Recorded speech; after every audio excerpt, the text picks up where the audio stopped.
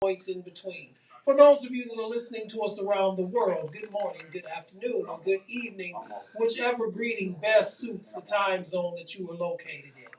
There are several things that you can do to stop the spread of respiratory diseases such as COVID-19. Number one, wash your hands with warm water and soap for at least 20 seconds. Now, if you do not know what 20 seconds are, just sing happy birthday to yourself, and when you completed that song, you would have completed 20 seconds. Number two, cover your mouth when you call for sneeze. Yes, I know what you're thinking, Jeff. That's common sense, but how many of you, like me, know that the least common thing these days is common sense? So please cover your mouth when you call for sneeze. Number three, wipe down frequently touched objects and items with some type of disinfectant. And you also, by the way, may want to mix in some hand sanitizer in your vehicle so that when you go to the gas station and pump gas, you will have something to sanitize your hands with after touching the pump, since you do not know who handled that pump prior to you handling it. Number four, please, please, please, yes, I know I sound like James Brown here, but please, please, please, please stay at home when you are sick, and please stay away from people who are sick. Listen, that event, that game, that concert, that worship service, whatever it is that you think that you just have to be there for because it can't go on without you, I've got some news for you. It will go on without you. So please stay at home when you are sick and stay away from people who are sick. And this was brought to you by the National Association of Broadcasters and this station, No Static Radio, where we don't bring the static, but we sure enough bring the noise. Sponsored by Google, sponsored by Lamont Avenue Wines, and also sponsored by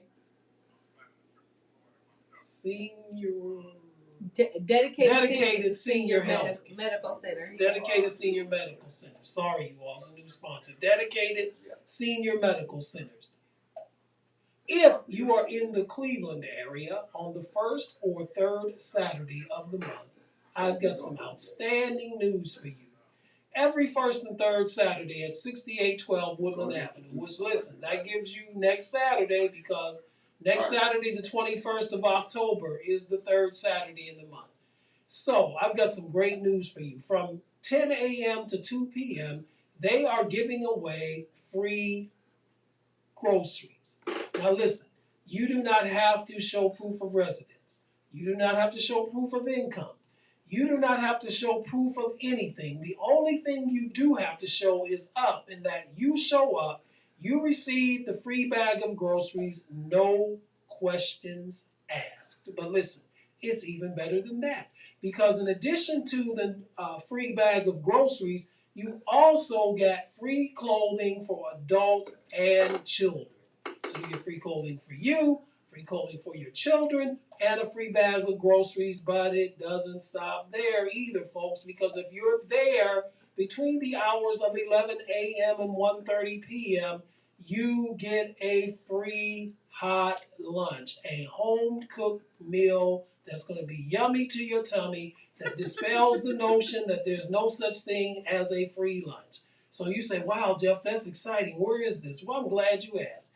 It's at 6812 Woodland Avenue in Cleveland, Ohio, the first and third Saturday of each month from 10 a.m. to 2 p.m. And we want to give our most sincere thanks to the Greater Cleveland Food Bank, We Care Ministries, and also Williams Temple Church of God in Christ, who houses this event each month.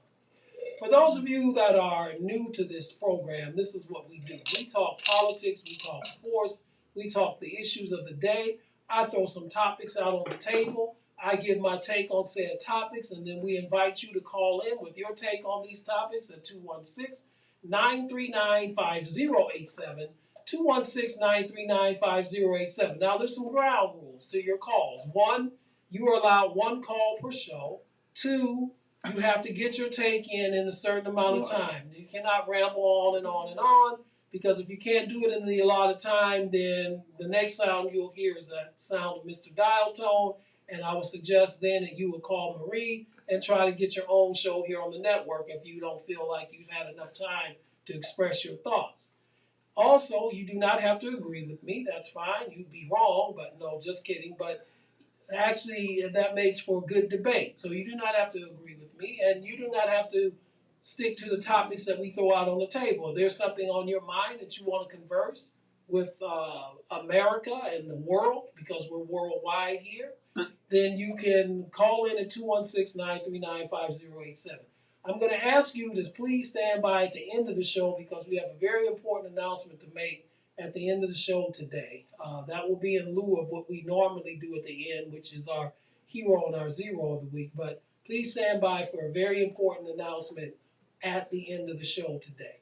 We're efforting Tyrese Bobbitt. We're still efforting him. We have him scheduled as a guest here in the first hour. We're efforting him. Hopefully, he will be here in studio in not too long a period of time. But we're going to press on. So this is what I'm going to throw here out on the table today. I want to talk about the vote that was taken yesterday in the House of Representatives, actually by the Republican wing of the House, to nominate Congressman from Ohio, Jim Jordan, as their candidate for Speaker of the House. Now, he did not receive enough votes, even from the Republican caucus, to become the Speaker, so we're going to talk about that. We're also going to talk about what's going on in Gaza right now, in the Gaza Strip in Israel. We have some thoughts on that. We're also going to give our NFL predictions for Week 6 and also our MLB playoff predictions as well.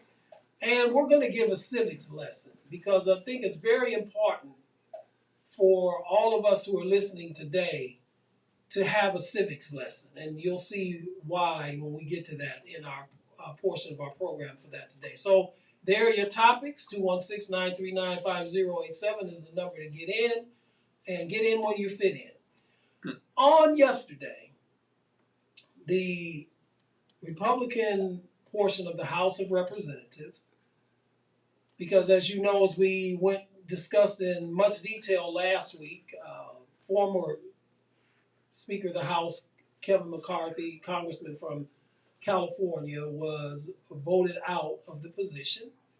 And so the position is vacant right now. There's a Speaker of the House pro tem right now, meaning it's temporary. So the Republicans, since they have a slight majority in the House, selected their representative on yesterday, and that is, as we said in the opening, is Congressman Jim Jordan from Ohio.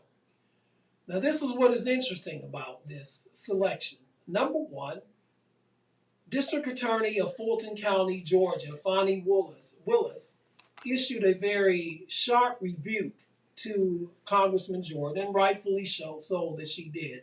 She basically told him that he was overstepping his bounds because his authority, I should say, in investigating her. Now, you might ask the question, why is a congressman from Ohio investigating a district attorney in Fulton County, Georgia? And that's a good question that you're asking. Well, Congressman Jordan is the chair of the House Judiciary Committee. You still may be asking yourself the question, okay, Jeff, I understand that, but then again, why is he investigating her? Well, we're going to tell you in just a moment. But he's also investigating the district attorney in New York City of the Southern District of New York, District Attorney Alvin Bragg. Now, you may ask yourself this question: what does Alvin Bragg and Fani Lewis have in common? Other than they're both district attorneys, other than the fact that they're both African-American people, what do they both have in common? Well, I'm glad you asked that question because that's a very good, pertinent, and relevant question. The thing that they both have in common is that they are both spearheading investigations that involve former President Donald Trump. So the reason that District Attorney Willis chastised Congressman Jordan for overstepping his bounds, for basically poking his nose into an area that he has really no authority and no business poking his nose into, illustrates what the real mission, if you will, of this Freedom Caucus, so-called Freedom Caucus wing of the Republican Party in the House of Representatives, what they stand for, and basically and summarily what it is that they are carrying the water of former President Donald Trump. They are his front people.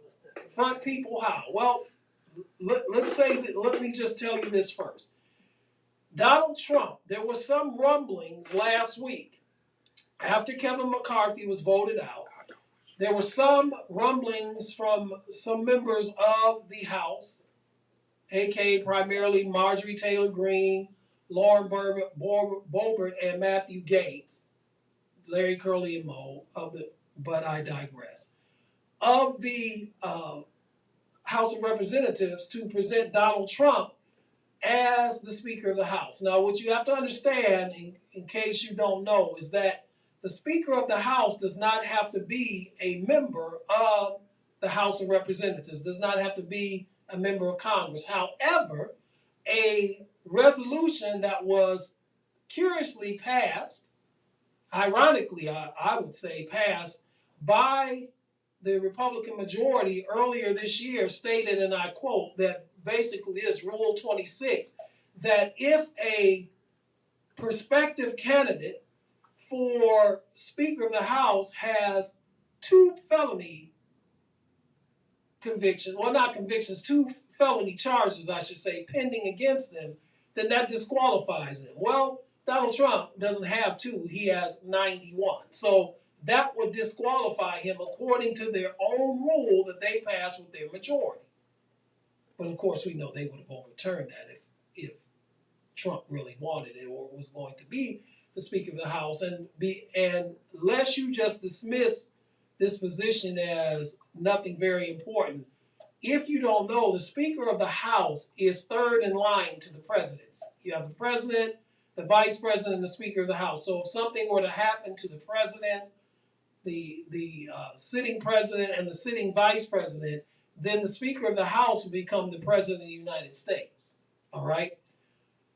Trump, in turn, endorsed Jim Jordan. And he endorsed him, of course, because Jim Jordan is doing his work for him, as we just illustrated to you, within his chairmanship of the House Judiciary Committee. He's investigating Alvin Bragg. They took, and we talked about this last week on the show, if you remember.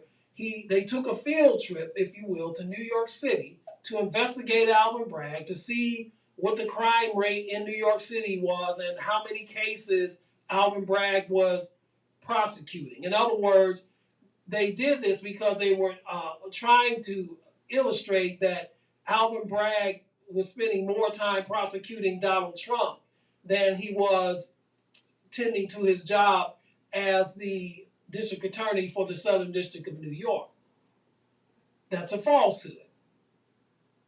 It is his job, as he is doing, and brought the charges, the civil charges against Donald Trump in the whole Stormy Daniels case, you know, where campaign funds were set aside basically to pay hush money to this adult film actress. You all know the story that even during Michael Cohen's hearings, when he was on trial, and you kept hearing co-conspirator number one, you kept hearing that phrase throughout the Michael Cohen trials. Well, that co-conspirator number one was none other than Donald Trump, who signed the check to reimburse Michael Cohen for the money that he paid to pay off Stormy Daniels.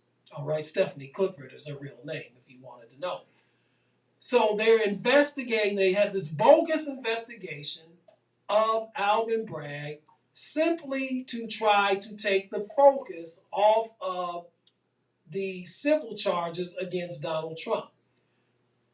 Similarly, they also are investigating a district attorney of Fulton County, Fonnie Lewis, who has indicted Donald Trump along with 19 others under RICO charges in the whole Georgia election fraud. You know, the famous or infamous tape, whatever your perspective of it is, the famous or infamous tape where Donald Trump called then, still, I should say, Secretary of State Brad Raffensperger of Georgia and basically asked him to find him 11,000 plus more votes so that he could win the election by one vote because, in his words, it's clear that we won Georgia, we won it in landslide. I'm sure you all have heard the tape. If you haven't Googled it, you can listen to it. Although I don't understand how you've never heard it unless you've been living under a rock for the last 3 years, but we move on. And of course, there were fake electors that were put in place that were going to take the place of the real, authentic electors, those that would cast their votes in the Electoral College for the winner of the state of Georgia, which was President Biden, won the election fair and square by the 11,000, the said aforementioned 11,000 plus votes. So Fani Lewis is an open investigation, and she indicted Donald Trump along with 18 other co-conspirators, and we're awaiting that trial. So Jim Jordan, who is using your and my tax dollars to conduct these bogus investigations of Fani Lewis and of Alvin Bragg, who have done nothing but do their job. It's not as though they've done something fraudulent. It's not as though they've done something criminal. It's not as though they've been taking bribes or they've been negligent in their duty. The only reason why Jim Jordan, who is, as we said, the committee chairperson of the very important House Judiciary Committee, led these investigations, called these bogus witnesses up to Capitol Hill to have these waste of time and waste of taxpayer dollars money trials, is to take the heat off of Donald Trump. It is the ultimate whataboutism. That's all that's about. As we've seen the whole, and by the way, Jim Jordan was one of the front people on the driving the bogus impeachment inquiry, and haven't had hearings yet, but bogus impeachment inquiries of President Biden. And of course, we know what the reason for that was. Again, is the whataboutism, because the person that he supports, the person who he does the bidding for, the person who he's carrying the water for, is the twice impeached, 91 count felony count indicted, embarrassed former president of the United States. So, folks, I want you all to see this exactly for what it is. And again, lest some of you that are listening out there are accusing me of playing partisan politics, I'm not doing that at all. That's why we call this show The Right Side. If you're a new listener, I'm going to tell you this. I don't ride donkeys or elephants. I don't support the left. I don't support the right. I support the truth. And what I am laying out before you right now is prima facie fact truth. This is all these diversions that are going on within the House of Representatives, to the point now where we don't even have a Speaker of the House, to the point now where they cannot even vote for military aid to Israel, which we're going to get into that in just a few minutes. They can't even vote to continue the military aid to Ukraine. They're in danger of having the government shut down again in mid-November unless there's a Speaker of the House so that a vote can be taken to keep the government functioning.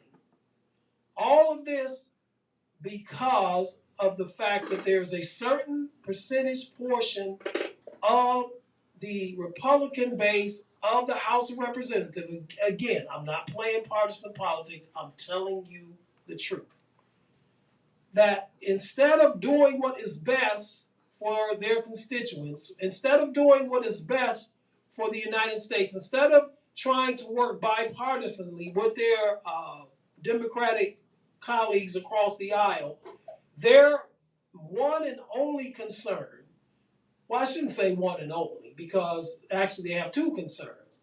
So I'll give you the lesser concern first. The lesser concern is this, that they're trying to get as much airtime on Fox News, America One American Network, and Newsmax as possibly can, because what they're doing that they're more concerned about fundraising. The more they appear on these stations that I just mentioned to you, the more money comes into their coffers for fundraising for their present and future campaigns. So that's the lesser, but the main focus of all of this is not their constituents, is not what's doing best for the people who elected them to go to Washington to be their representatives. We're going to look at what that word representative really means in the section when we talk about when I give the civics lesson later on in the show.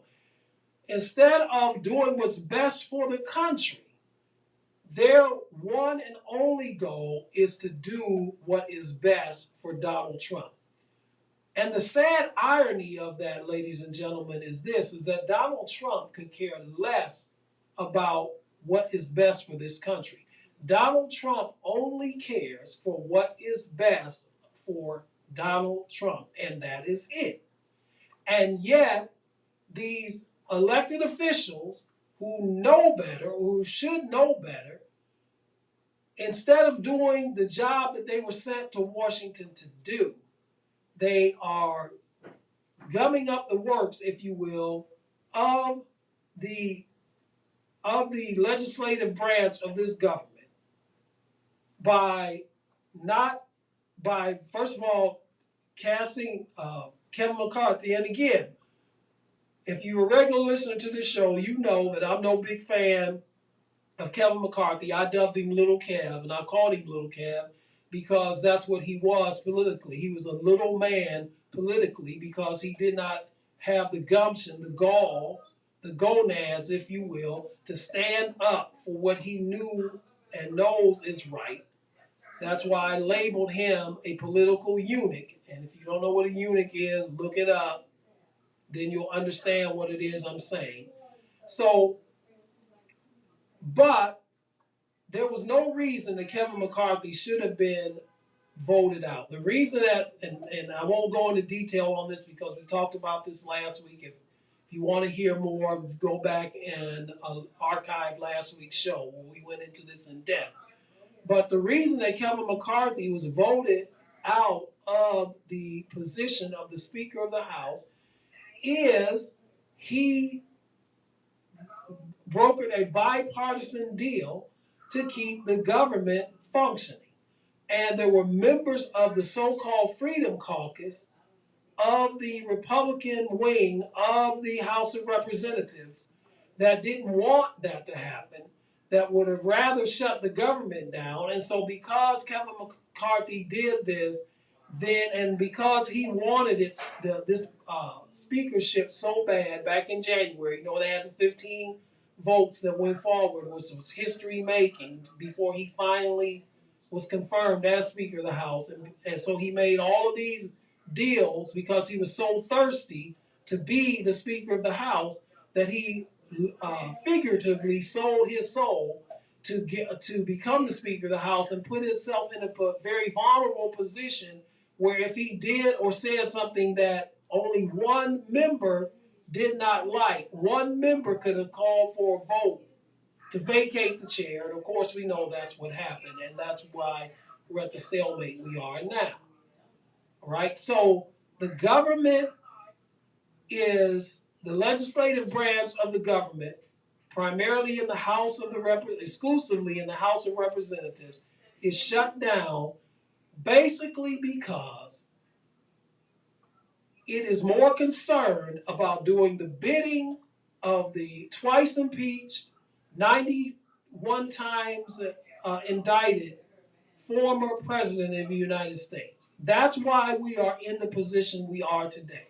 That's why now, with the crisis that we see in Gaza, with the ongoing war in Ukraine, and with the looming shutdown of the government, that's why we see what we are seeing here today.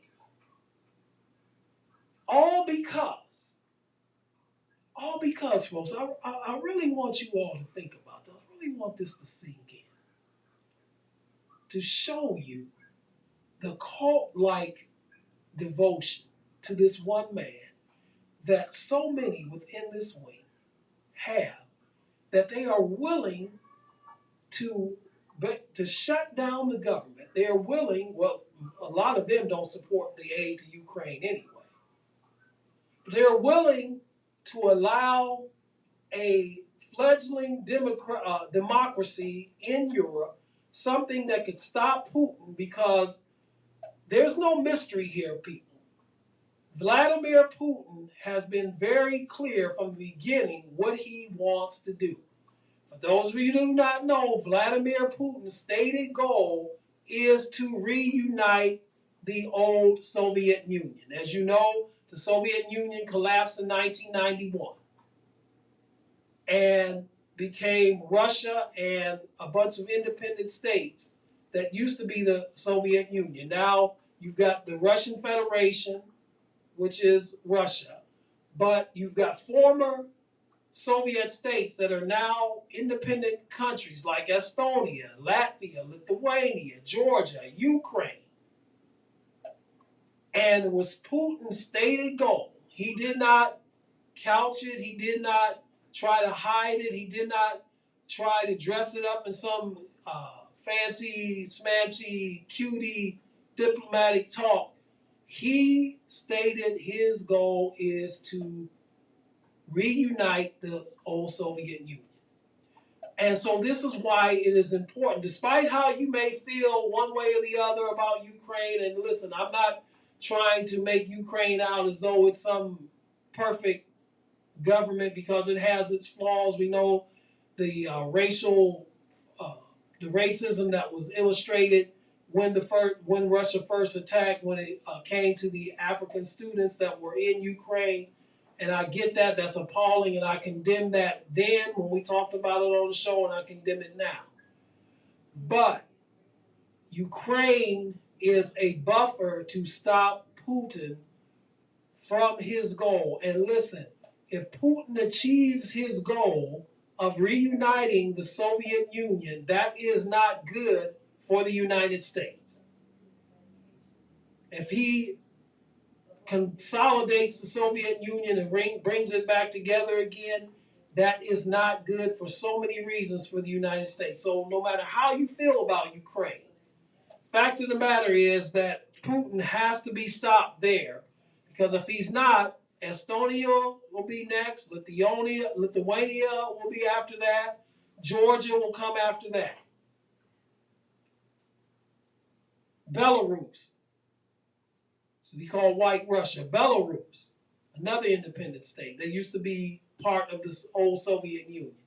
Even though Belarus is in cahoots with Putin, but do you think Putin will stop at Ukraine, Estonia, Lithuania, and Latvia, Georgia? You think he won't stop to then annex Belarus back and bring it back into the Soviet fold? Of course he won't.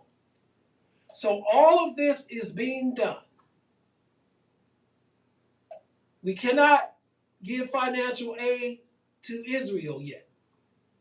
All of this is because of the fact that you have people in elected positions in the House of Representatives that are more concerned about representing the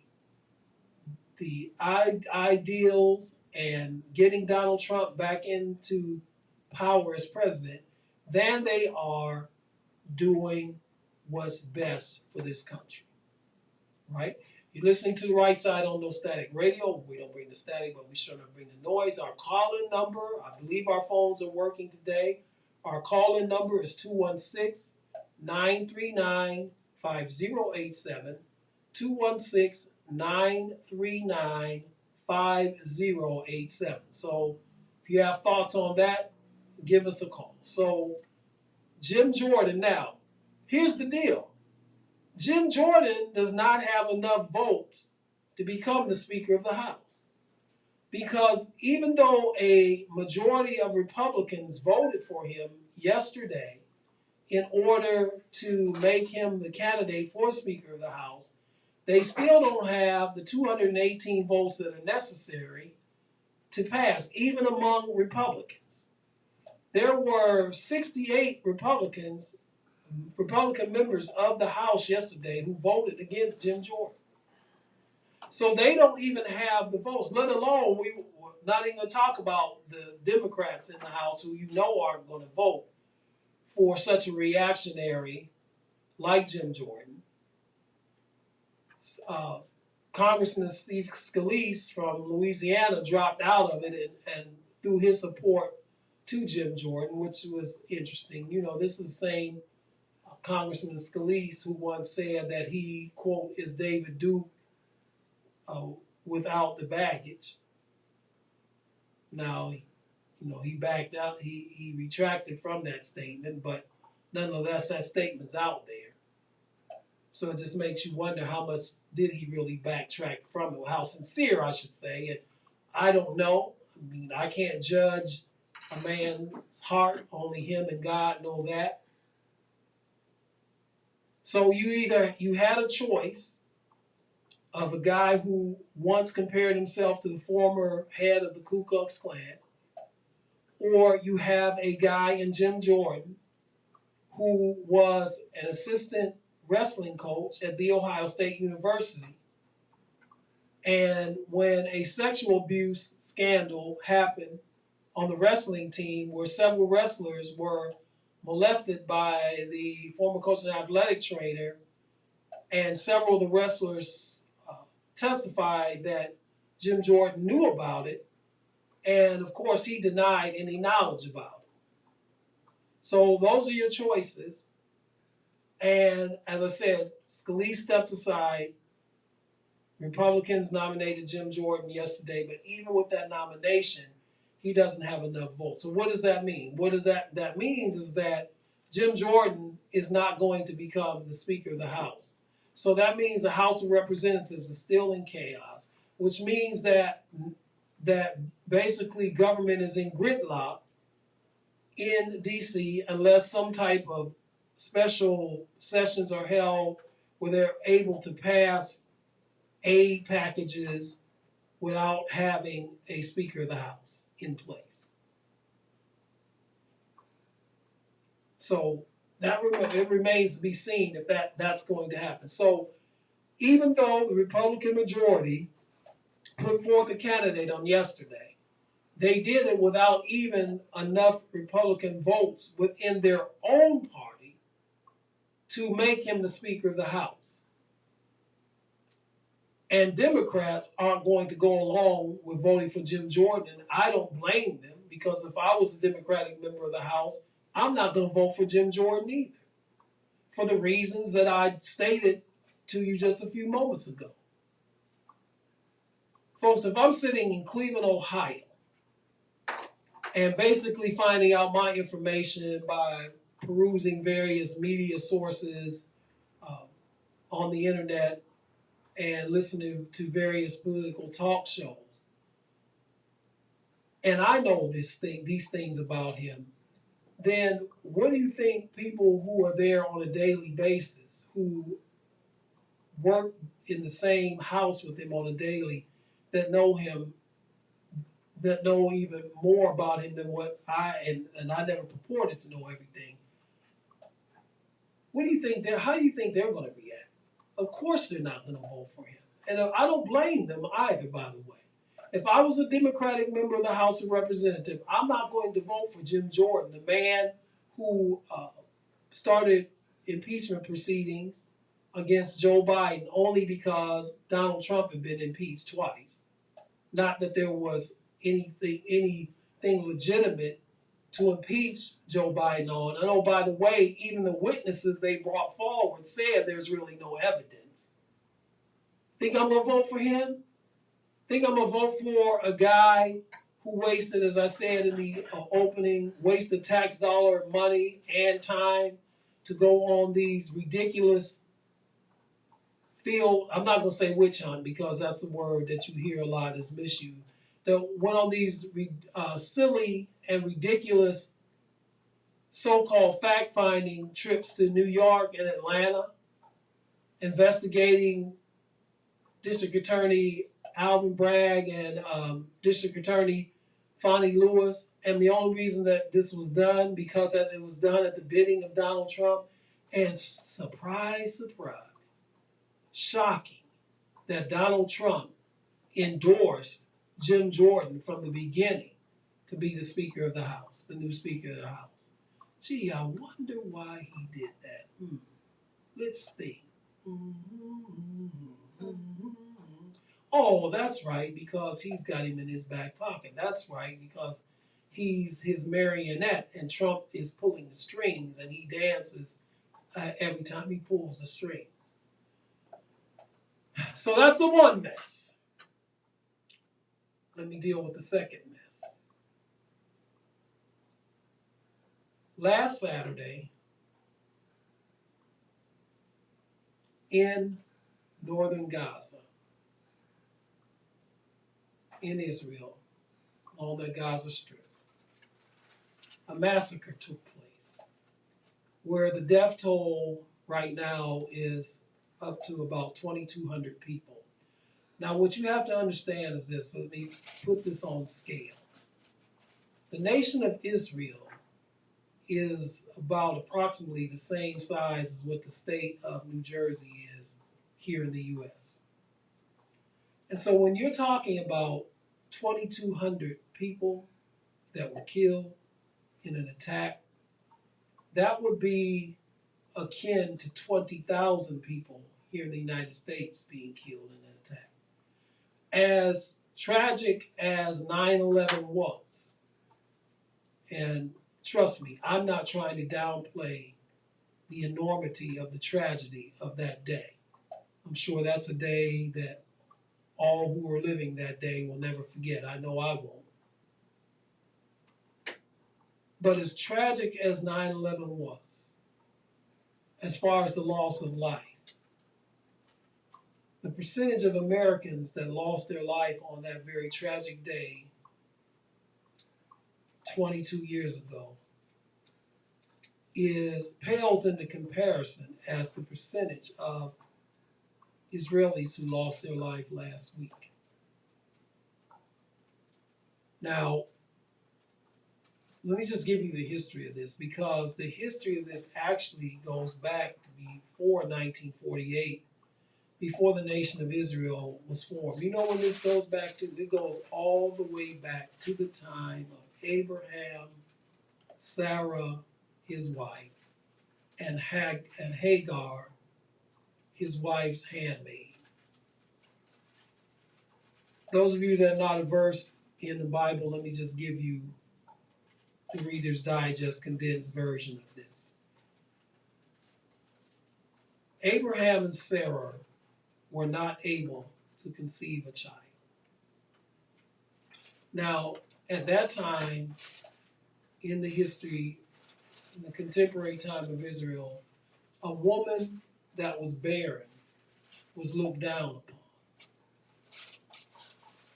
Angel came to visit Abraham and told him that his wife Sarah would have a child by this time next year. Sarah, when she heard it, she laughed. Now, the reason that she laughed is that when this was said, Abraham was approximately 98 years old. There was no Viagra and Cialis at that time.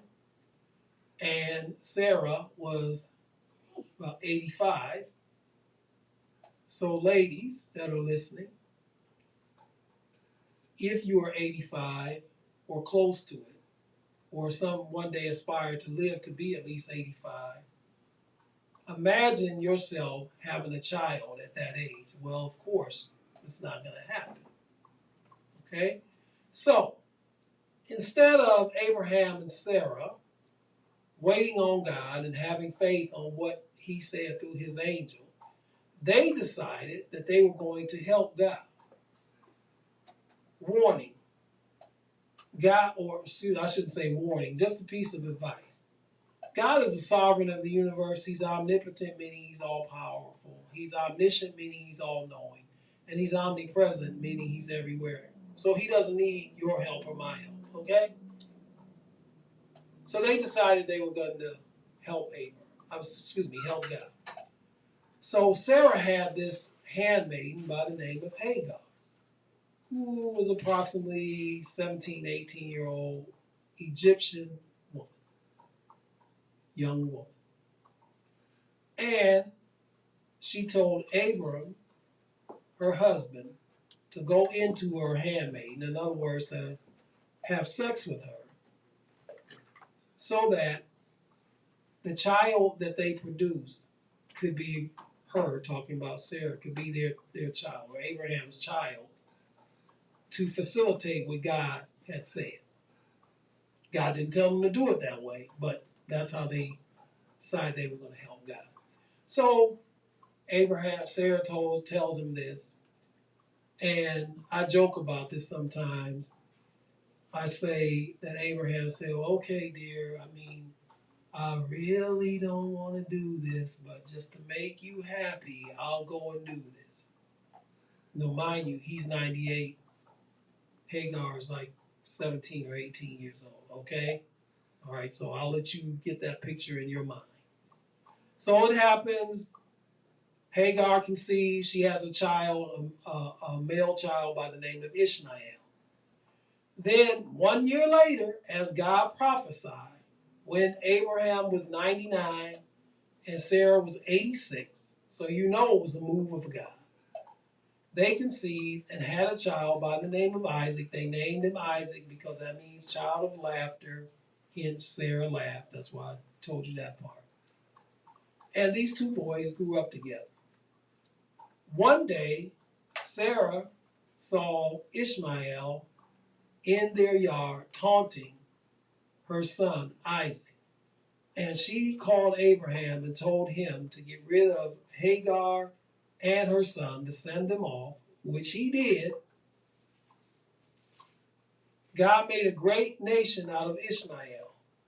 The descendants of Ishmael are called the Arab people. The descendants of Isaac are the physical seed of Abraham, or are the Jewish people. Okay? So you get it? Get the drift here? Isaac and Ishmael have been fighting one another since before Christ came. And their descendants are fighting each other now in Gaza. Just wanted you to give you that background, to give you the history here so that you know. So last Saturday, Hamas, which is the governing organization of Gaza, where the Palestinians are located.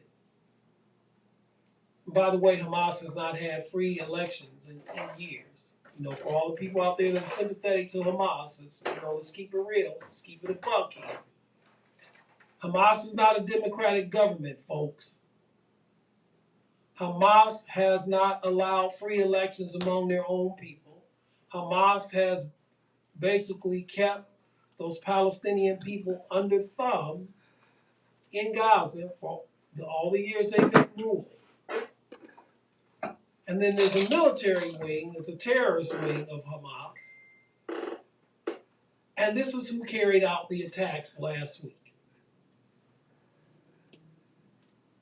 Came in, Israelis living in kibbutzes there in Gaza were attacked, brutally murdered in their homes, women, children, men, women, and children, babies, riddled with bullets, people decapitated. And to let you know that this was a terrorist attack and not just an attack against Jews, although that is Hamas's military goal, is to kill the Jews. But just to let you know that this was not an attack just against the Jews. There were people from Thailand who reside in Gaza who worked for the Jewish people that lived in the kibbutzes there in Gaza, guess what happened to them? They were slaughtered also. There were over some estimates that there's several hundred to 1,000 people taken hostage. Not only did they go there and commit slaughter and mayhem, but there's also a music concert there in the desert where there were a group of young people there that had come there to celebrate. They came in on hang gliders amongst the people there and started to execute, indiscriminately just shooting people, raping women, and terrorizing. Now, I understand that the Palestinian people in Gaza have had a harsh life under Israeli rule. I understand that. However, there's nothing to justify what happened last Saturday. And as I said, their own government, because Hamas was in charge of ruling that area, their own government would not even allow them to have free elections. There was no opposition party to Hamas, if you will. And let me just throw this out here. And you're listening to the right side on No Static Radio. We don't bring the static, but we sure don't bring the noise. Our call-in number is 216-939-5087, 216-939-5087. And it's 10 minutes before the hour. But I heard some talk, and I need to address this. For those of you that are new to this program, I am a fan of talk radio. I've listened to talk radio since 1971 when I was a child. So I listen to talk radio on a daily basis. I listen to sports and politics shows. Hence, that's why we talk about those topics on this show. And I've heard people calling in to Urban View, that's the black political station on Sirius XM. I heard people calling in various talk shows in there and saying that, well, basically if black people were over there, the Hamas wouldn't have killed them. They would have let them go. This wouldn't have happened to black folks there. Really? Yes, it would. Yes, it would, folks. Right.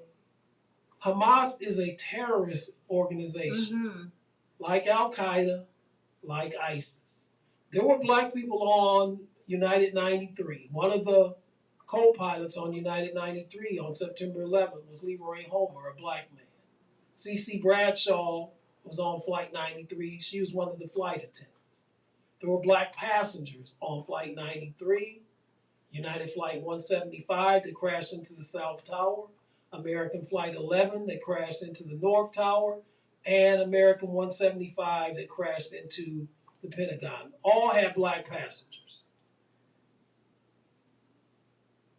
If black people would have been over there living in the kibbutz or at the concert, you would have been massacred also, or you would have been taken hostage, because they look at you as a Westerner. They look at you as an American. So you would have either gotten killed or you would have been taken hostage.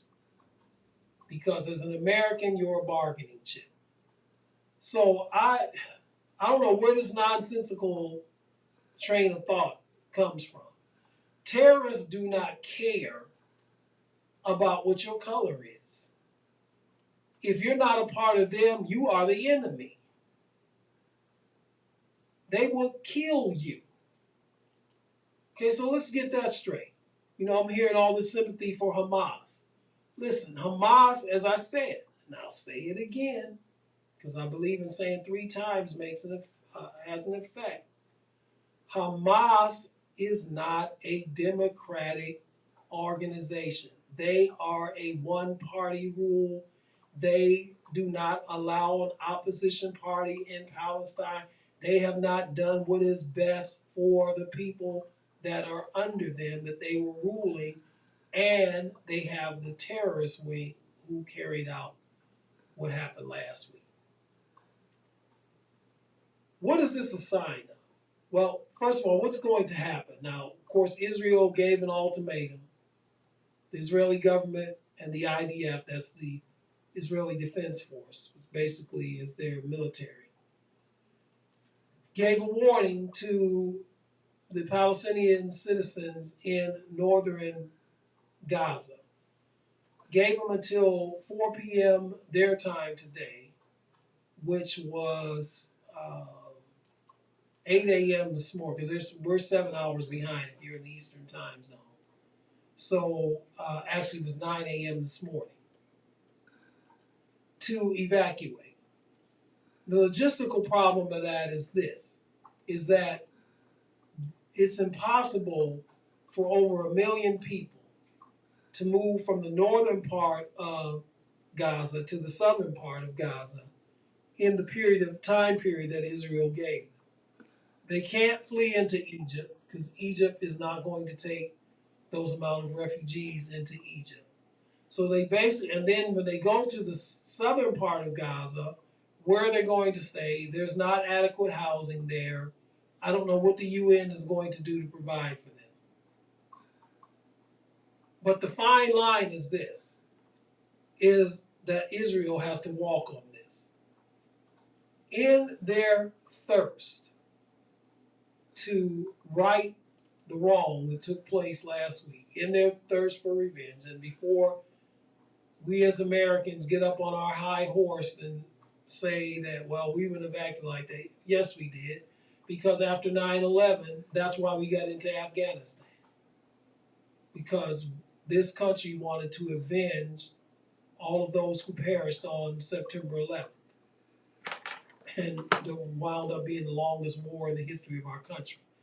But what the fine line that Israel walks is this, is that yes, they have to go in and make sure that that Hamas is not ever able to do this to them again.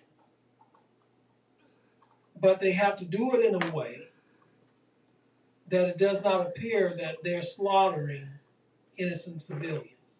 Because what's going to happen if it comes out that way is Hezbollah, who is backed by Iran and based in Lebanon, will get into this conflict, which may possibly draw Iran into it, which if that happens is possibly going to draw the U.S. into it as well. So it's a fine line that Israel has to walk here. Do I support military action for what they're doing? Yes. They have to eliminate the military wing of Hamas to make sure that something like this never happens again. What is curious, though, about this whole thing is this. Israel has one of, if not the best, intelligence gathering and security systems in the entire world. So how was it that Hamas was able to pull off such a dastardly and demonic and destructive, heinous surprise attack like they did on a week ago today? How were they able to hang glide from Gaza, their positions in Gaza, into the desert where this concert was being held? How were they able to pull something like this off without Israel knowing about it? Now, there are some, and I'm not giving life to this, I'm just putting it out here so you can hear it here, because I'm sure you're going to hear it somewhere else too. There are some who say that because Prime Minister Netanyahu's government rule was in trouble because there were demonstrations against him during this past summer. Benjamin Netanyahu was the Prime Minister of Israel, equivalent to the President of the United States. Since there were protests against his regime, There are some who believe that he allowed this to take place so that the opposition would forget about what they're opposed to him about and come together, join forces, coalesce as a nation to fight and defeat Hamas. I can't subscribe to that because I can't believe, it's hard for me to believe that a leader would allow his people to be slaughtered like that for political gain. Yes, I know it's happened in history before, and I'm not saying that it can't happen or that couldn't be the reason. I guess part of me is hoping that that's not why. But Israel got caught with their pants down, literally or figuratively. They get caught with their pants down. Now, this is about land and water here. I know a lot of people are trying to see this from a prophetic side. What does this mean in Bible prophecy? This is about land and water. The only prophetic line that I will draw to this is this. In the aftermath of what happened last Saturday, there was an outcry of we need somebody that can broker peace there in the Middle East so that this doesn't happen. We need a person that both sides would listen to that can negotiate this. I've got good news and bad news for you. There is such a person that is going to do that. That's the good news. The bad news, however, is not who you think it is. The bad news is the Antichrist. The Antichrist is going to be a man of great wisdom, of charisma, and is going to come talking peace, which is exactly what people want to hear. He's going to be able to somehow, because of his cunning and his demonic cleverness, he's going to be able to broker a deal between Israel and the Arab world to rebuild the temple that Solomon erected, which, by the way, there are Orthodox Jews in Israel right now who have the specs for the temple for it to be rebuilt. The reason why they haven't rebuilt it yet is the place that they want to build it is where it originally was, and the reason why they can't build it there is that's where the Dome of the Rock sits, and if you're not familiar with the Dome of the Rock, that's the second most sacred shrine in Islam outside of Mecca. So if they try to build it now, they would literally start World War III. However, somehow, the Antichrist is going to be able to come and broker this peace deal between Israel and the Palestinians or the Arab world, if you will, to stop Ishmael and Isaac from fighting each other. It's going to be widely hailed. They're going to build the temple, but then he's going to set himself up in that temple to be worshipped. And that's when Israel's going to realize they've been had, and they're going to go through a period of persecution like they've never seen before. So the only thing that prophetically this is foreshadowing the coming of the Antichrist, because there's this cry throughout the world that we need somebody that can come and broker peace between these nations. And that's going to happen in the person of the Antichrist, who is a tool of Satan. You're listening to The Right Side on No Static Radio. We don't bring the static, but we sure not bring the noise. We're at the top of the hour now, and so we're going to take a short break. We'll be back at you after some messages and some music. We'll be right back with you. Thank you.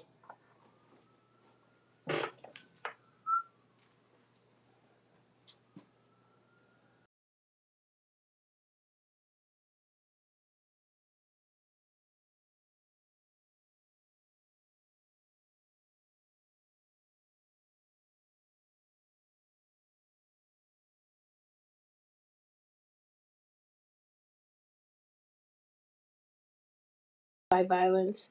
Know that violence can affect your life in all types of ways. It can affect the way you eat, sleep, it causes you to lose focus, feel angry, afraid, or even use drugs or drinking as a way to escape. But we're here to tell you that violence doesn't have to keep hurting, and you can change your life starting now with help from the Trauma Recovery Center. We want you to take control of your life. Today can be the day.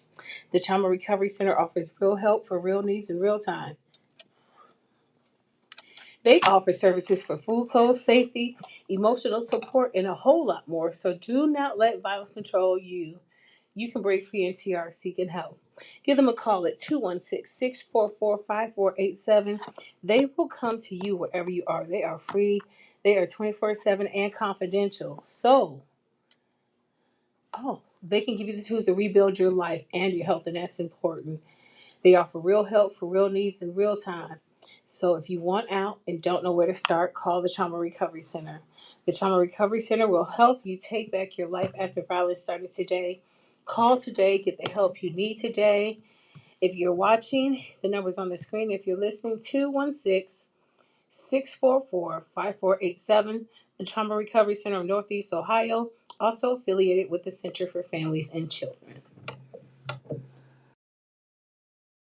This is No Static Radio with the right side, sponsored by the Dedicated Senior Medical Centers, Lamont Avenue Wines, the Cleveland Rugby League, and Design Me exclusively. Don't go nowhere. We'll be right back.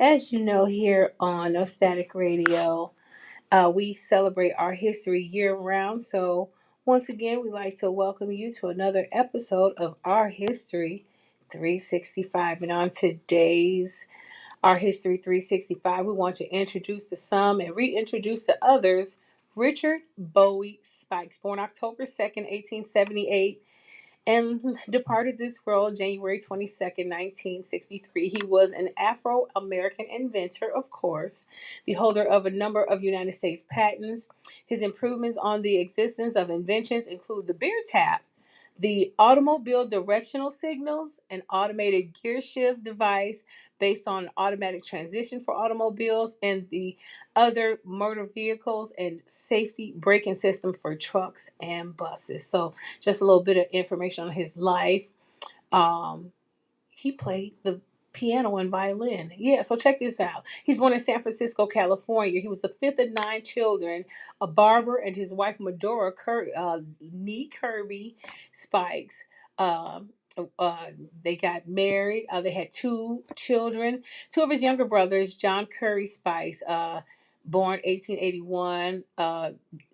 Proceeded in life in 1955, and Reb Spikes, 1888 to 1982, were musicians and songwriters.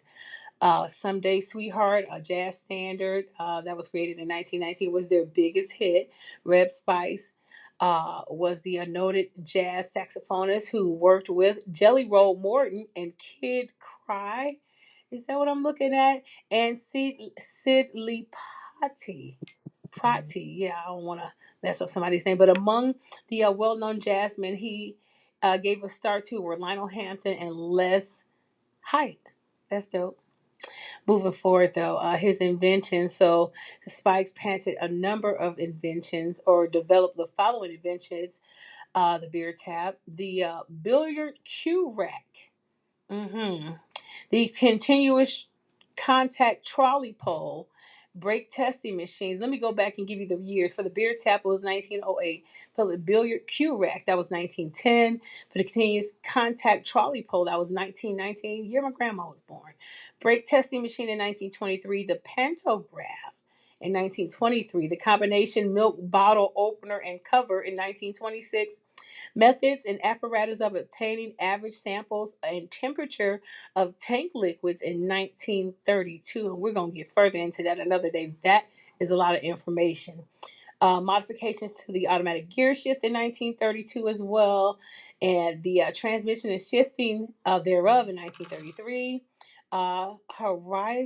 Horizontally swinging barber's chair. Forgive me, horizontally swinging barber's chair in 1950, automatic safety brake system in 1962.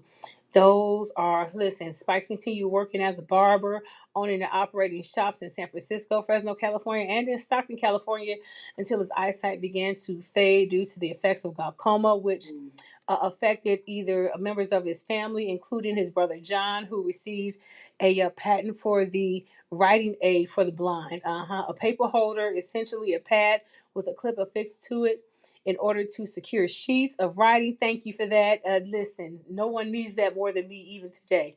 Richard Spikes also kept working. In December of 1932, Spikes received a patent for an automatic gear shift device based on automatic transmissions for automobiles and other motor vehicles, invented in 1904 by the Sturdivant brothers of Boston, Massachusetts. He's done a lot, and this is a lot. Listen, and it's interesting too.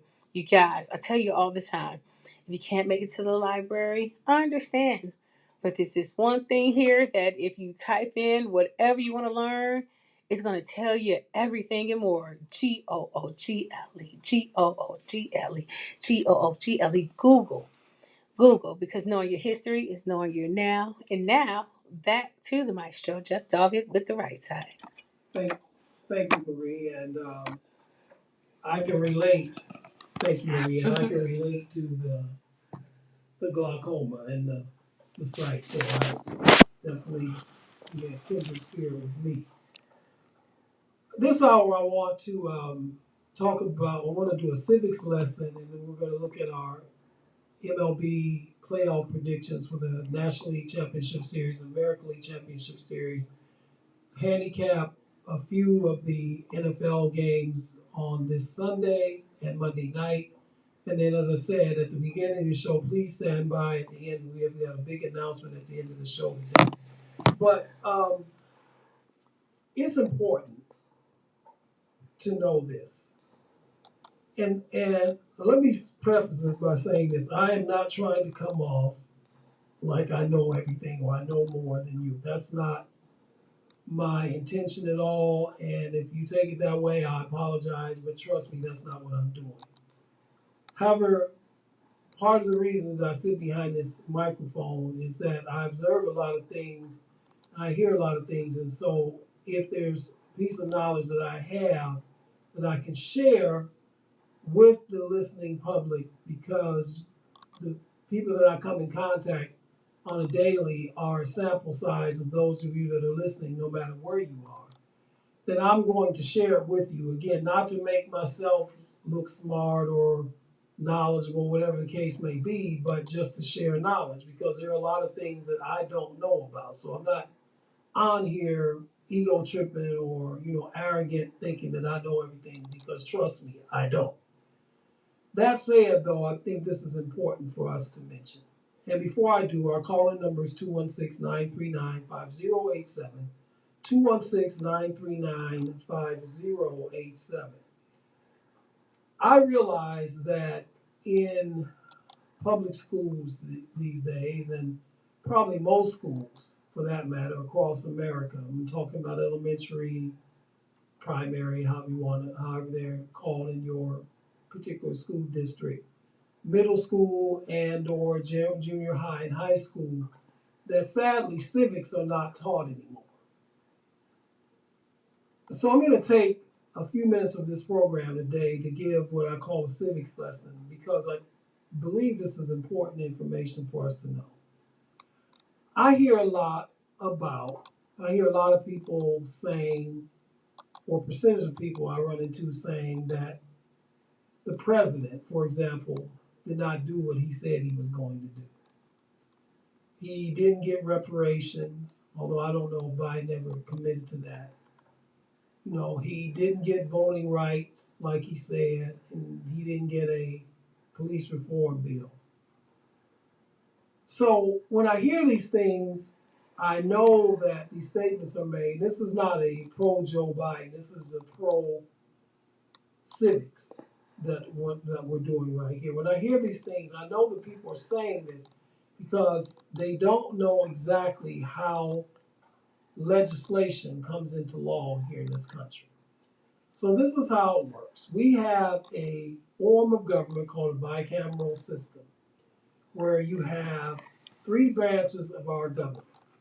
You have the legislative branch, which is the House of Representatives, or we call the Congress, and the Senate. You have the executive branch, that's the president, and you have the judicial branch, that's the Supreme Court. And the way the system is set up as a system of checks and balances, where one branch does not have more power than the other branch.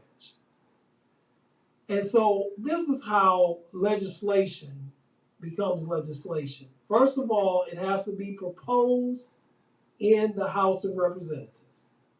Right? It has to be introduced or proposed in the House of Representatives. Then it is voted on in the House. If a majority of people in the House vote favorable for whatever this piece of legislation is, so let me just throw this one out here, because this has come up before, but it's not a law. I'm going to explain why in a moment.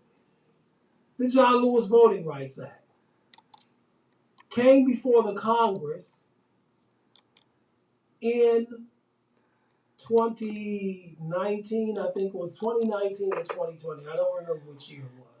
Anyway, it came before the Congress at a time when the Democrats had a majority in the House of Representatives. Legislation was proposed and it was passed strictly along party lines. All right? So that was the first step. The second step was it had to be introduced on the floor of the Senate for Senate vote in order to vote it into law. It was in 2021 because now I think about it, Biden was president. So it had to be voted by the Senate to become a law. All right? Passed the House, now it's on the Senate. It has to be introduced to the Senate for a vote. The problem was this, is that there were not enough votes in the Senate to even get it on the floor for discussion. So the bill died in the Senate for lack of enough support in order for it to even get to the floor for discussion. Now you may say, well, wait a minute, Jeff, the Democrats were in control. They had control of the Senate. They had control of the House. Why did this happen? Well, it happened because the Democrats, yes, they did have control of the Senate, but it was a slim margin. It was only a one vote margin. And to top that off, you had two Democratic senators by the name of Kirsten Sinema, who's a senator from Arizona, and Joe Manchin, a senator from West Virginia, that did not vote for it. So it died. It never was introduced. So therefore, even though Joe Biden campaigned on voting reform and voting rights, he was not able to sign into law the John Lewis Voting Rights Act because it did not pass through the Senate in order for him to sign it into law. So you have that. You have primarily black people talking about reparations. Do you understand that the reason why you do not have reparations is that it has not even passed through the Congress, the House of Representatives yet, let alone get to the Senate? So again, you cannot hold the person who is in charge of the executive branch, can't hold them responsible for it because he only has so much power. Now, can he lean on people? Yes, he can. But ultimately, at the end of the day, it is up to that individual congressperson or senator to cast the vote as to whether or not proposed legislation that a president may be in favor of gets passed. Ideally, what happens, this is how a bill becomes a law, proposed in the House votes to approve it, it goes to the Senate votes to approve it, and then it's signed into law by the president. Now, if it's something that the president doesn't want, he or she can veto that. When it's vetoed, it goes back to the Senate. The Senate can override the veto, but they need a 2/3 majority to override a presidential veto. So this is how it works. So when you call a radio talk show and you say President Biden did not do what he said he was going to do, or President Obama did not do anything for black people, you have to look at the fact of how our system works. The president just doesn't say, I want this, and boom, it happens. That's not a democracy, that's a dictatorship. Quite frankly, I wouldn't want that. Now, would it be beneficial in certain cases for legislation that I would like to see passed if the president had that kind of power? Sure. But on the flip side, there's a bill to pay on that, because what about the time when there's legislation that I wouldn't like to see passed, the president could just say, this is the law and that's it.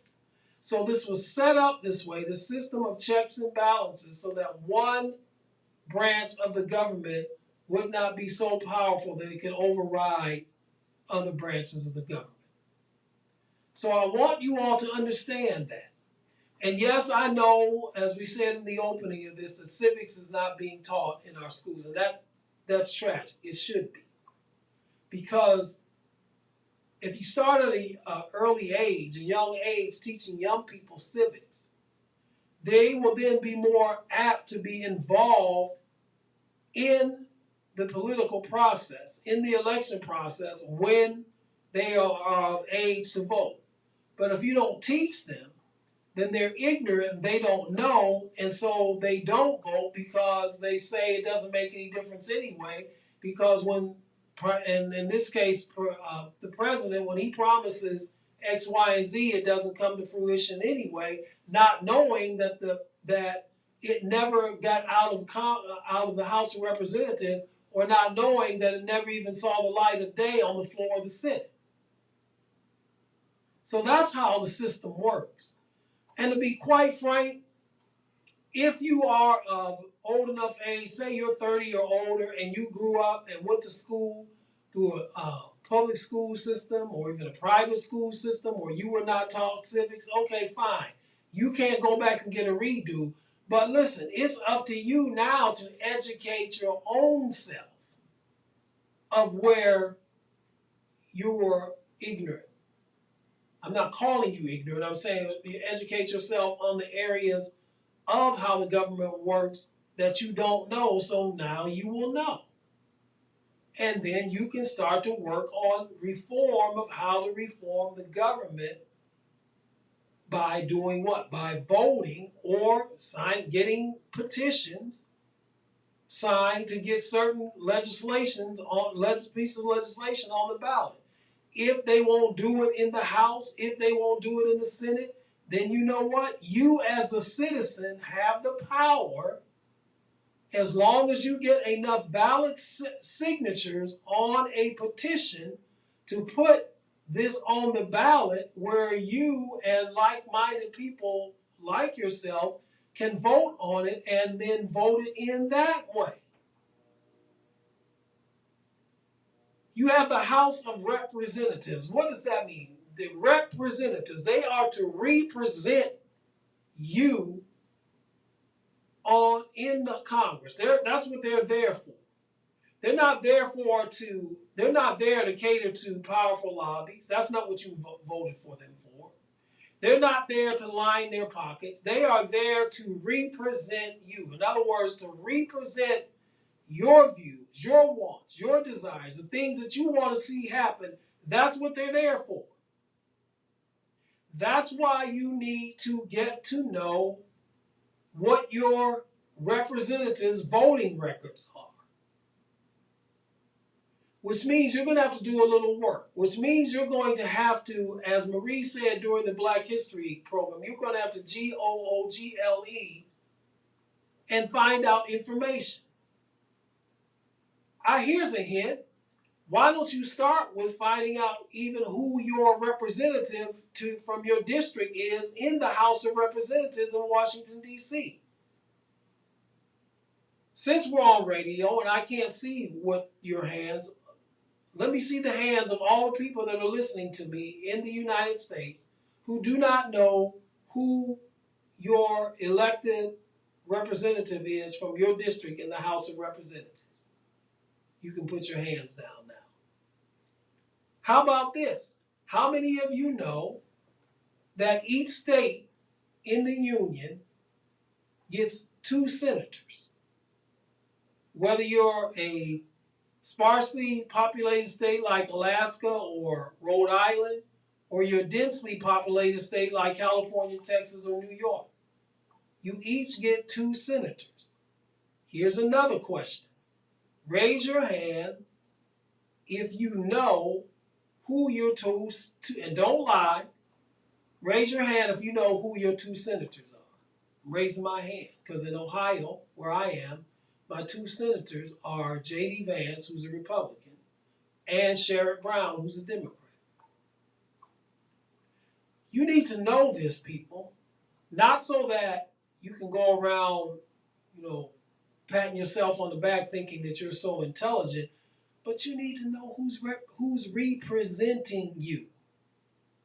You need to know what is their voting record on issues that you deem that are important to you. So guess what? If they are not voting the way that you feel they should vote on these issues that are important to you, then you have the ability to vote them out of office. They work for you. They don't work for the lobbyists. But when they know that they really don't have to campaign, when they know that they're going to get over because they're an incumbent, when they know that they're going to get over because of name recognition, when they know that the majority of people in the district or the state they represent either don't know who they are or are going to strictly vote based on party affiliation and that only, then guess what? They don't have to do what you have sent them to do. They can go there, and I'm not saying that's what all of them do, because there's some very good and forthright senators and congresspeople. But they're not dummies either. So if they know that you don't care or they're going to win anyway, regardless, because, Jeff's not really looking at my voting record on what's important to him. Jeff's going to vote for me because Jeff's going to vote strictly on party lines, or Jeff's going to vote based on name recognition. So why do I have to do anything for Jeff? I'm going to get in anyway. So listen, I'm not saying that you have to become a political junkie like I am. I'm not saying that you have to watch, political talk shows on, various media outlets. You don't have to watch Morning Joy Monday through Friday like I do. Okay, not bragging, just saying. You don't have to do all of that. That's not what I'm saying you got to do. You don't have to listen to political talk shows on various radio stations, including this one for that matter. You don't have, I'm not saying don't listen, but I'm saying you don't have to do all of that. All you have to do is educate yourself, though, and find out who is my representative, who is my congressperson from my district. What is his or her voting record on the things I deem important to me? We hear a lot of complaint about school boards banning and school districts banning books. And that's terrible. That's horrible. That's fascist. That's what fascist Italy, Nazi Germany did, Soviet Russia, and China, North Korea. All of these totalitarian states, they do that. They ban books.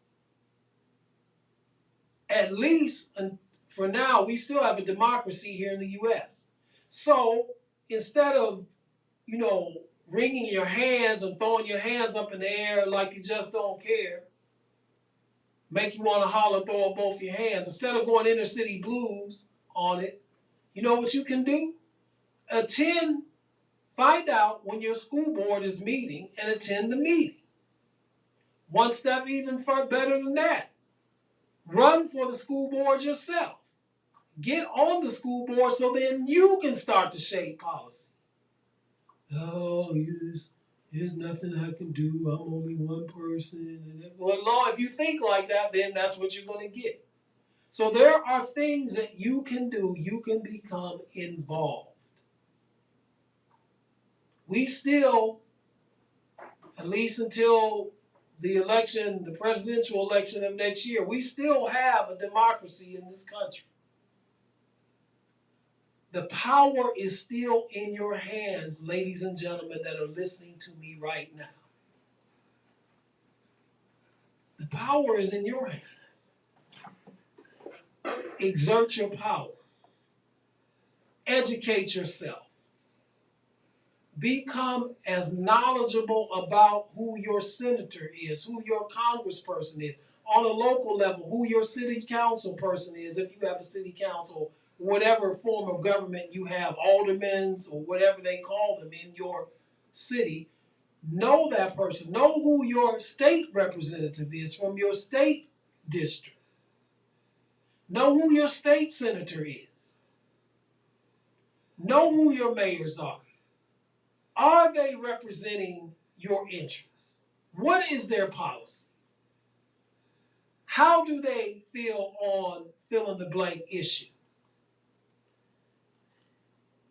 Just don't sit around and wait and get the pretty Christmas card with all the smiling faces on it.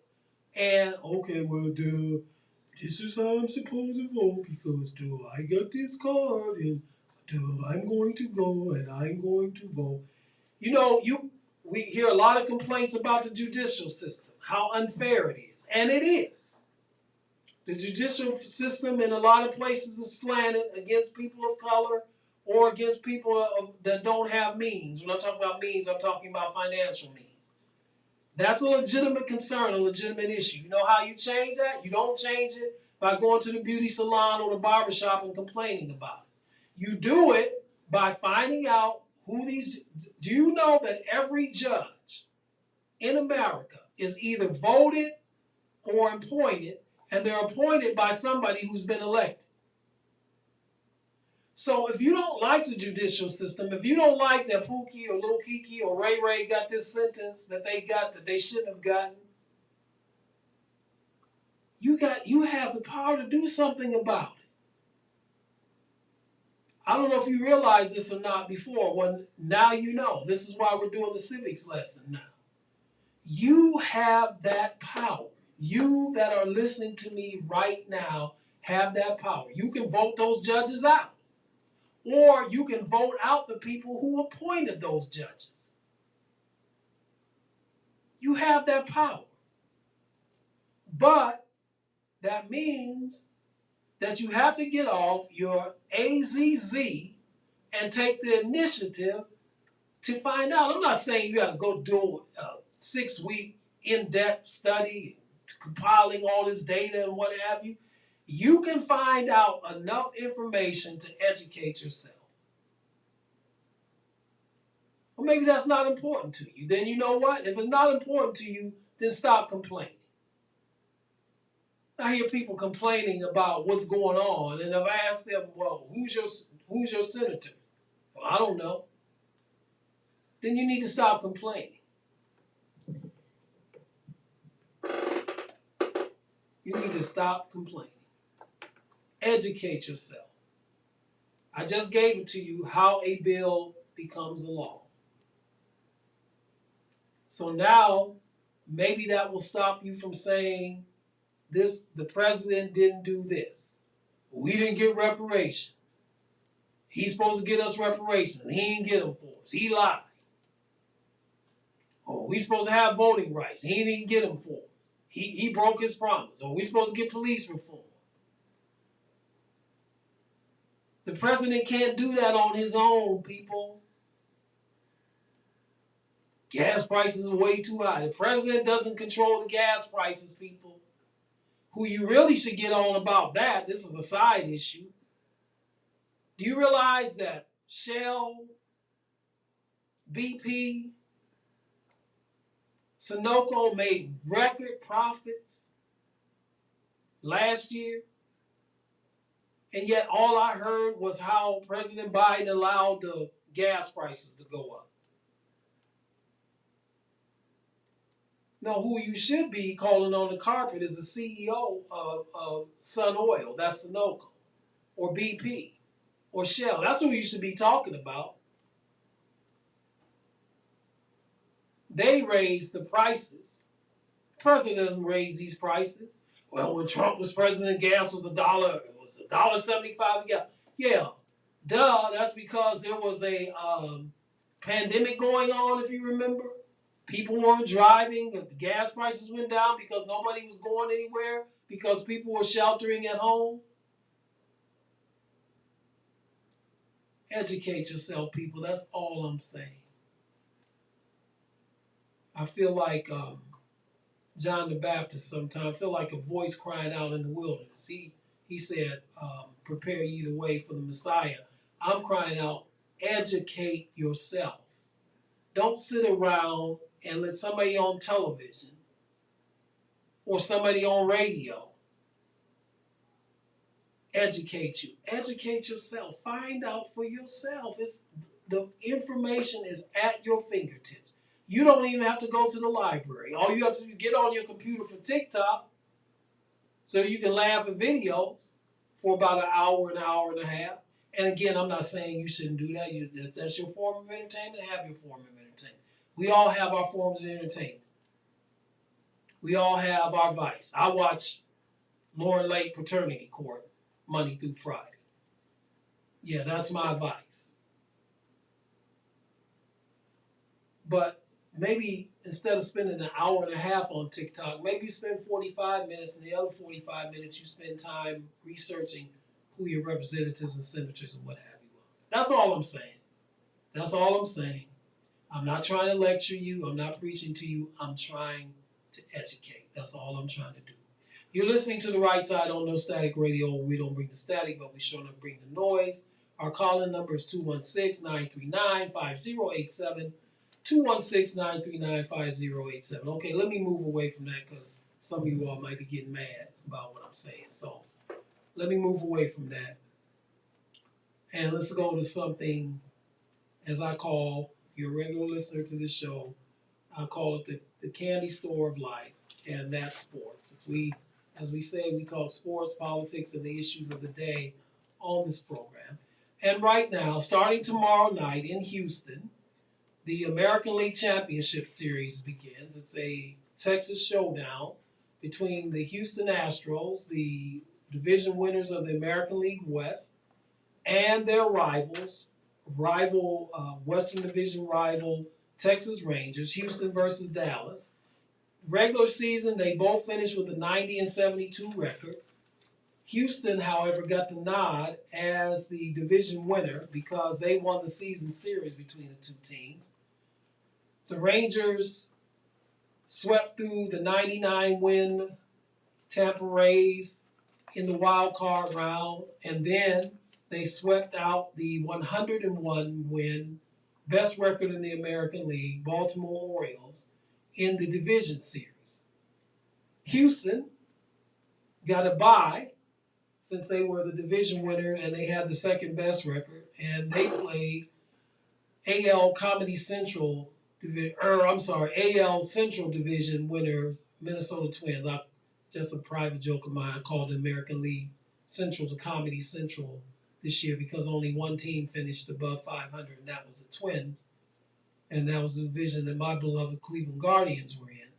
Houston beat Minnesota 3-1. So now these two teams are going to have a Texas showdown with the World Series on the line. The Rangers feature one of the best offenses in baseball with Aroldis Garcia, Corey Seager, who may be the MVP in the American League this year, Marcus Semien, Jonah Heim. They're just packed, a power pack from top to bottom. Power pack lineup. Led the American League in home runs this year and runs scored.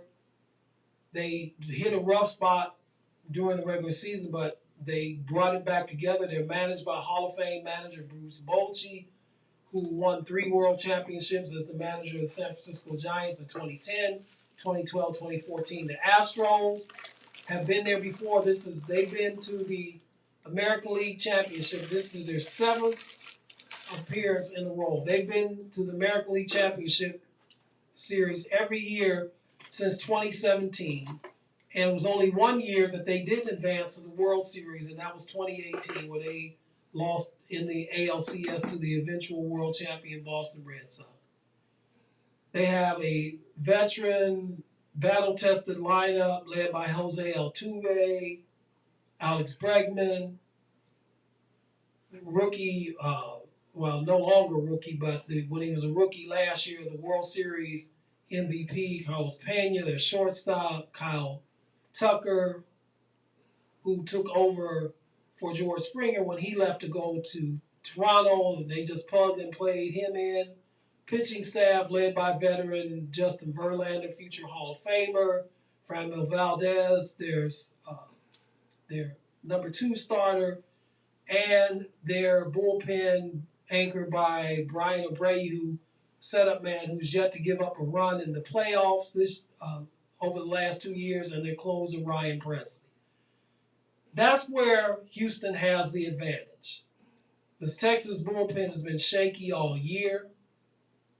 Now, they have put some former starters into their bullpen, like Martin Perez for one. Aroldis Chapman, those of you who follow may remember him from his Yankee days, has been up and down all year. They do have a really good closer, has come through down the stretch and in the playoffs, in Jose Leclerc. So how do I see this series? I like Houston in this series. I like Houston in 6.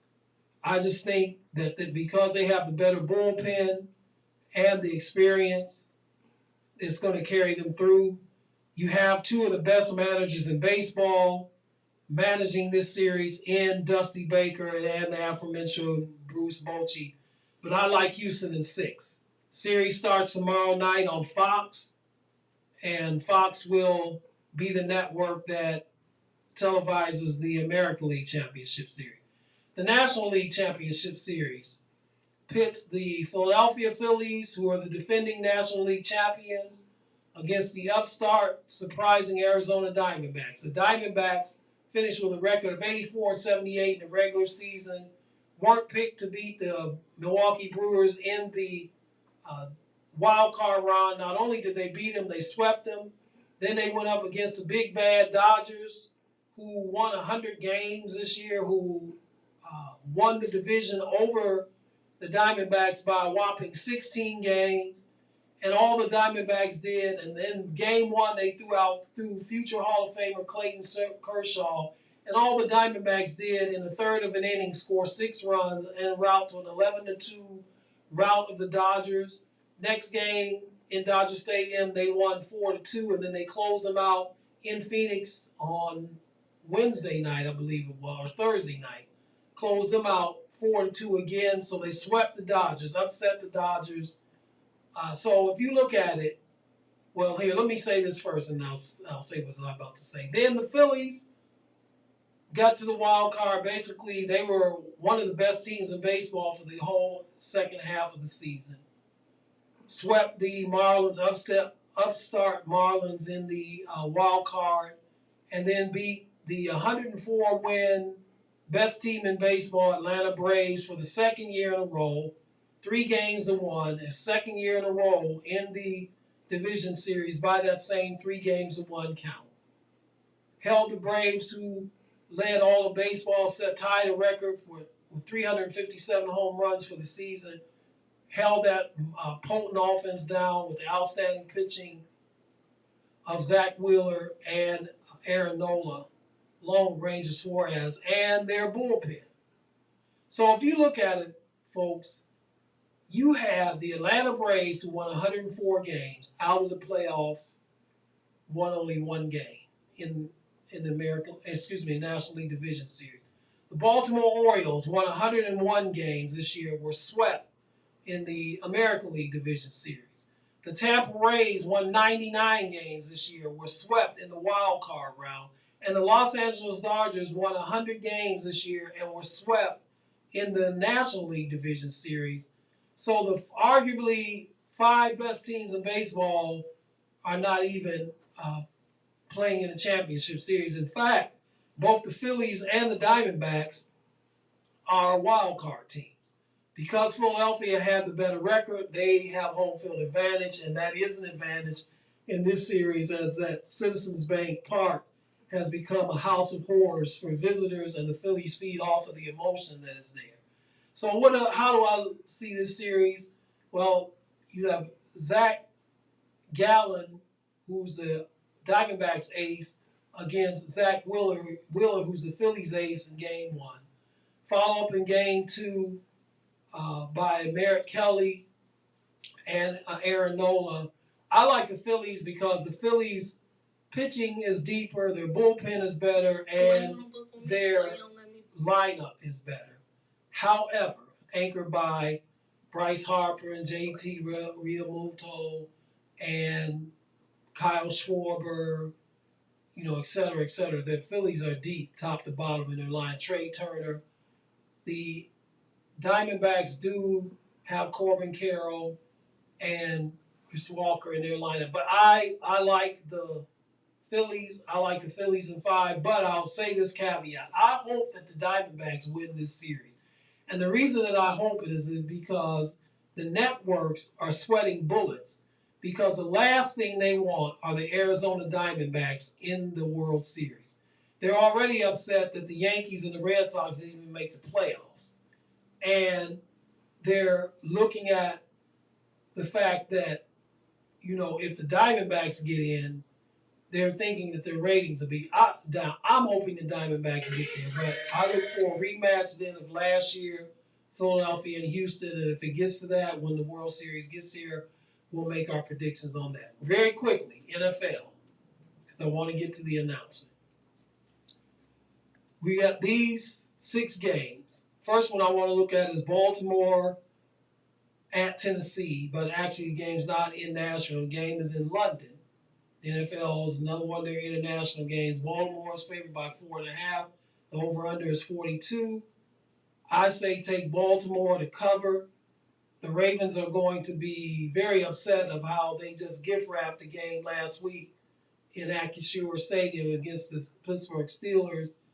And now they look up the fact that they should be 4-1, and instead they're 3-2 and tied with Pittsburgh for first in the AFC North. The Titans have been an up-and-down team all year. They look great against the Bengals.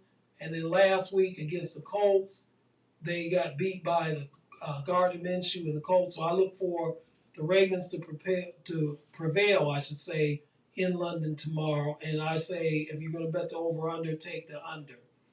Next one I want to look at is the Seattle Seahawks travel to Cincinnati to take on the Cincinnati Bengals. It looked like Joe Burrow was back last week. Cincinnati's favored by 3. The game's in Cincinnati. As I said, Joe Burrow looked like the old Joe Burrow last week. Was that a one-week thing because they were playing the horrible Arizona Cardinals, or is he truly back? I think he's on the way to being back. Jamar Chase caught 15 balls last week, had 3 touchdown passes. Cincinnati's favored by 3. Seahawks have played really well this year. Games, they're in Cincinnati, though. Over-under is 45. I say take the Bengals to cover. And I look for them not only to cover, but to win, obviously to win the game since they're favored by 3. Next one I want to look at is 2 teams. Well, I guess one is not really a surprise with the other is, and that is the 4-1 Detroit Lions travel to Tampa to take on the 3-1 Tampa Bay Buccaneers. Detroit is a 3-point favorite on the road. The over-under is 42.5. Oh, I'm sorry. The over-under in the Cincinnati Seattle game. I failed to give you that. The over-under in that game is 45. And I say take the over in that. But Detroit is at Tampa Bay. 2 surprising teams, although Detroit is not really a surprise, but they're 4-1. Tampa led by former Cleveland Brown quarterback Baker Mayfield, who seemed to found a home there in Tampa. 3-1, Lions favored by 3. I say, and the over-under in this game is, what is it? Oh, it's 42.5. I say take Detroit to not only cover, but to win the game. Take the over in this game. Detroit defense, especially led by Aiden Hutchinson, I think is going to make life miserable for Baker Mayfield on tomorrow. The Dallas Cowboys travel to SoFi Stadium in Los Angeles on Monday night to take on the Los Angeles Chargers. Dallas is favored by 2.5. The over-under is 51. Dallas is coming off a humiliating defeat last week at the hands of the 49ers, where they were just steamrolled 42-10 in Santa Clara. San Francisco dominated them on both sides of the ball. Dallas was exposed perhaps as a paper champion. The Chargers are 3-2, but the Chargers, As I said, Dallas is 2.5-point favorite on the road. The over-under in this game is 51. I look for the Cowboys to bounce back tomorrow and Monday night. I say take the over. The next game I want to look at is the Indianapolis Colts travel to Jacksonville to take on the Jaguars. Indianapolis is 3-1. Jacksonville's 3-2. Jacksonville's favored by 4.5. The over/under is 44. Jacksonville has not been the surprise. Indy has been. And this is going to be an interesting game tomorrow because former Jacksonville quarterback Gardner Minshew will be starting for Indianapolis tomorrow in place of rookie Anthony Richardson, who's injured and will be out for the next 4 weeks. So is this going to be the Minshew Revenge Bowl? No, I don't think so. I'm saying go with Jacksonville. My pick in this game is Jacksonville. I've got Jacksonville to cover. The over-under in this game is 44. Go with the over. It should be an exciting game, but I think Jacksonville's going to win. And the last one I want to look at is the San Francisco 49ers come to Cleveland Browns Stadium tomorrow to take on the Cleveland Browns. San Francisco is undefeated, is right now, in my opinion, the best team in football. They're 9.5-point favorites. The line in the beginning of the week was 4, but it jumped to 9.5 due to the quarterback situation with the Browns. Quarterback Deshaun Watson is out again. P.J. Walker is going to be the Cleveland quarterback who is activated off the practice squad to start this game tomorrow. Not only will the Browns be without Watson, they'll also be without their All-Pro guard Joe Patonio, and of course their All-Pro running back Nick Chubb. So you can make the argument that the Browns' best offensive weapons in Watson, Chubb, and Patonio, 3 of their best, maybe arguably the best players on offense will not be playing tomorrow. I think the Browns' defense tomorrow will rebound from their performance against Baltimore a couple of weeks ago, but I cannot pick against the 49ers in this game. Now, I do think the Niners are going to have somewhat of an emotional letdown coming off the high of last week. Also, you couple that with the fact that they have to come across country and at kickoff, their body clocks will be saying 10 a.m. for the 1 p.m. Eastern kickoff time. The 49ers have yet to score less than 30 points this season. I do think they're going to score less than 30 points tomorrow, but they're going to cover 24-10 San Francisco. Take San Francisco. The over-under in this game is 36. Take the 49ers, but I'm taking the under in this. So those are our predictions. Normally, at this time on our program would be the time.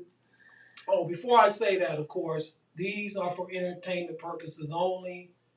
So, don't go out and bet the house on these picks, because if you lose your house, you can't come and live at my house. Normally, at this time on this program, we close each week with our hero and our zero of the week. But we're going to forego this week because I have an important announcement to make. I want to thank No Static Radio because on October the 27th of 2018, we did our first broadcast of this program on this network. And we've been with the network for almost 5 years. It's been a lot that we've been able to do here on this network. We've had some great guests on this program from the world of politics, from the world of entertainment, from the sports world. We were fortunate to have Jesse Holland, the author of the Black Panthers book that was made into the movie. We had him on a couple of times. We had the actor Clark Peters from The Wire and from Spike Lee's movie The Five Bloods. We were fortunate enough to have him. We've had political figures like the mayor of the city of Cleveland, Justin Bibb. He's been on twice. In the mayoral election in the city of Cleveland 2 years ago, we had all the candidates with the exception of 2. We've had Congresswoman Shontel Brown on here 3 times. She's the representative from the district in which this program is located. We also had her opponent in the elections, a representative from her opponent also. We've had great guests. We've had Cleveland Cavaliers color commentator Jim Jones. We just had so many. I mean, I don't want to start trying to name all the names because we would miss out on somebody. Just suffice to say, we've been blessed by having great guests that come on the show. And it's always been my opinion that these guests made the show as to what it is. Just interesting guests, interest the listening public, interest you to make you want to tune in and listen. So I thank No Static Radio for this 5-year period. I thank each and every one of you that have listened to us from the very beginning on the various outlets, on TuneIn, on Mixler, on Mixcloud, those of you who watched us on YouTube and also on Facebook Live. And I'm saying all this to say this, that to book in this 5-year period, since we started on the last Saturday in October of 2018, on October 27th of 2018, our last broadcast on No Static Radio will be on October 28th of this year, almost 5 years to the day. It will be 2 weeks from today. Again, I want to thank all of you all. I want to thank No Static Radio. The show has run its course, and I'm always one to leave something maybe too soon before it gets too late. And I never want to become stale. I never want to become redundant. I never want to become repetitive. I always want to keep the show relevant. And at least for this time, I just don't believe I'm no longer able to do that. And so it's best for all parties, but especially you, the listener, you, the viewer. It's best that we bookend it and we cap it. So again, I want to thank you, those of you who've been on since the beginning, those of you that came on after we started, for those of you who supported this show and have spread it around to your friends and family and ask them to tune in and listen. I don't take that for granted. Again, I thank every guest that has come on this show, because this show wouldn't have been able to be whatever it is without you. Thank Marie for producing. Thank DJ Ism for the times that he produced. Thank all my guest hosts, Courtney Mosley and Brian Siggers, Rob and Latria Turner, Jonathan Lovelady, and also Al Bridges, who've all been guest hosts on, and I listened to them when they were on, when I was not able to be on the air for whatever reason, and they were par excellence. So I thank all of you as well, but this is not our last show, but our last show will be in 2 weeks. And so I see now that my time is up. Thank you very much for your time. And until next Saturday at 3 p.m., shalom.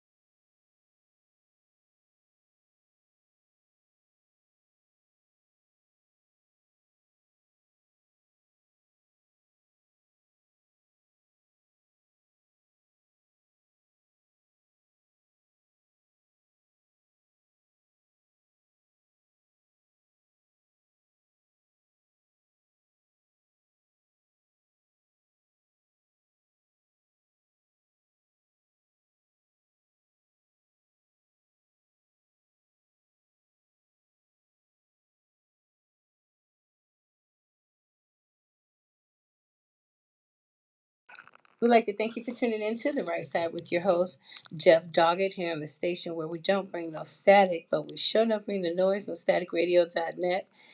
Make sure you guys check us out on social media where we absolutely love to hear from you on facebook.com/No Static Radio LLC or just at No Static Radio, on Twitter at or X, formerly known as Twitter. I'm gonna get it right one day, you guys. X, formerly known as Twitter, at No Static_Radio. They don't have a logo for it for us on here anyway, so that's why you still see the bird. But yeah, at No Static_Radio for X, formerly known as Twitter. The real underscore No Static Radio on Instagram. And on YouTube, the same thing, No Static Radio, all one word. And of course, our newest platform, discovered.tv, same thing, No Static Radio, all one word. And let me see, let me take this down. Things are trying to act up, you guys, but I got you. So for reruns of this show and all others on the platform, you can check us out on Mixer or Mixcloud.com. Same thing, just type in No Static Radio on the toolbar for replays of this show and others. And for continuous streaming, you guys, you can check us out uninterrupted, no refreshing the page. You don't have to do anything. Just sit there and let it do its thing on TuneIn.com, liveonlineradio.net, or Media Q for continuous streaming of this show and all others on the platform. Don't forget, we're a small business and we're working our way up, so we're always acceptable of donations, you guys. So if you feel in the need, we give the Toys for Tots. We buy our own toys as well. For toys, where we're partnered with Toys for Tots during the holiday season, and this is the season where we start revving up to get ready for the kids and the families that a little broken and can't afford it. We're always here to help with anything, whether it be supplies to take care of you, hygiene supplies and beyond, even dishwashing and clothes washing detergents. Like, you guys, look, there's a lot that we help out with in the community. I absolutely love helping out in the community, and school supplies as well. So yeah, Toys for Tots is coming up this year.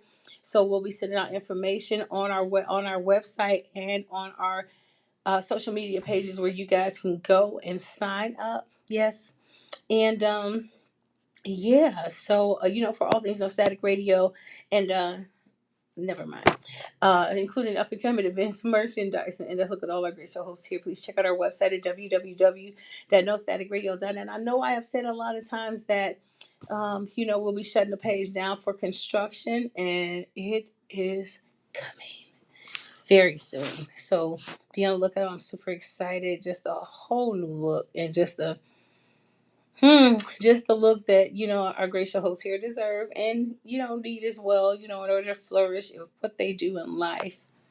Yeah. So yeah, that's it. www.nostaticradio.net. Thank you guys so much for tuning in on this sensational but wet and cold Saturday here in the land. You know where you're at.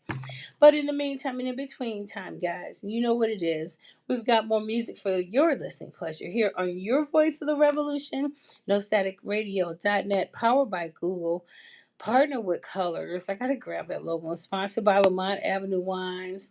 Designed me exclusively, and welcome to the family, the Dedicated Senior Medical Center. Until then, you guys, until Monday when I talk to you again, please be safe, take care of yourself, take care of others, and stay warm. Until then, peace. Have a great one, you guys. Have a great one.